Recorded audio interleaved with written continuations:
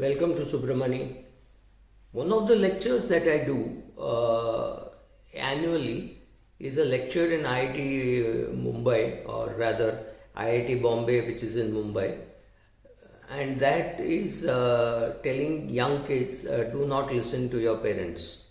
Of course, it sounds atrocious that I should be saying that because I'm going against my generation. But let us look at the limitations that parents have in talking about the three, four important things in a kid's life: career choice, spouse choice, which country to live choice, and how to invest your money choice. We as parents have to realize very quickly in life, the earlier we realize, the better it is for us. We are completely incompetent in most of these things, right?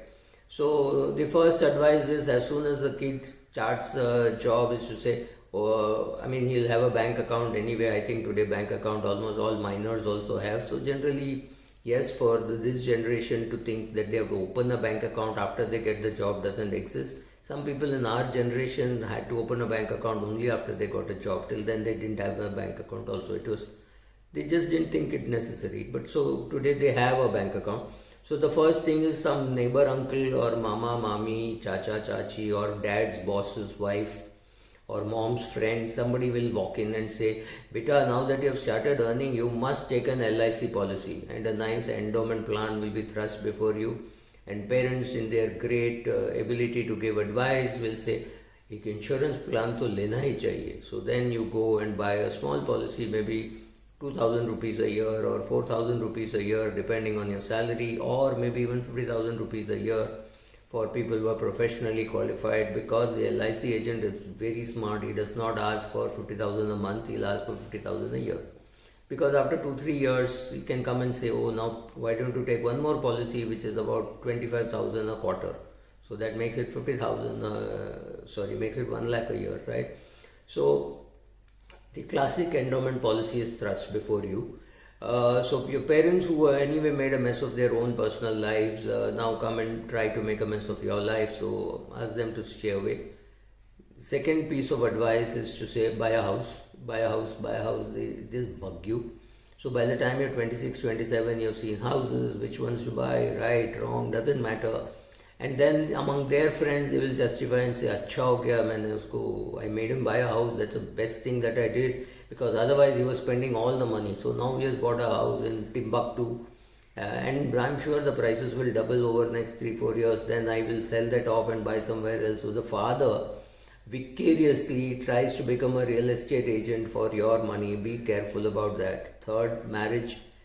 Get married. Yes, if you want to get married, get married. It's not a compulsory thing. There is no time bomb for girls. Generally, it is told to girls that 25 is a time bomb for marriage and 30 is a time bomb for having a kid. I have not seen any time bomb burst, so please take your own time, especially girls.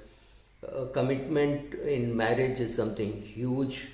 Having a kid is an even bigger commitment. It's a 20-year commitment or a 25-year commitment if things go right.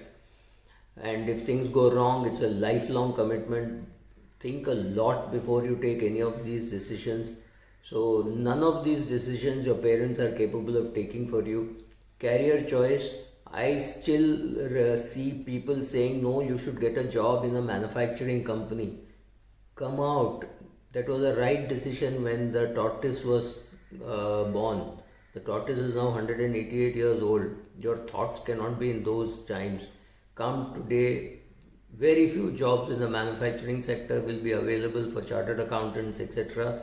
Chartered accountants have much greater scope in banking, in insurance, in mutual funds, in hedge funds, in compliance, right? In all those places, they will have lot more work than in manufacturing company. So you don't know, stay away from giving advice on any of these topics. This is the advice for parents. The advice for children is, do not listen to your parents unless they have a proven track record. If they have, of course, done a great job with their money, then it's different. But if they've kept their money in endowment plans and bank fixed deposits, and the best investment that they have is a house that they were lucky enough to buy in Santa Cruz, it just means that the other parts of his portfolio, of their portfolio, has not done well. and therefore real estate looks like the best asset in which they could have invested. That's it. It doesn't mean anything more, and it just means that they got lucky that they got into Santa Cruz instead of getting into Mira Road. It is just that on that day they had enough money to buy there. It does not mean that it's a great skill. If it is just luck, it can't be replicated. If it's a skill, it can be replicated.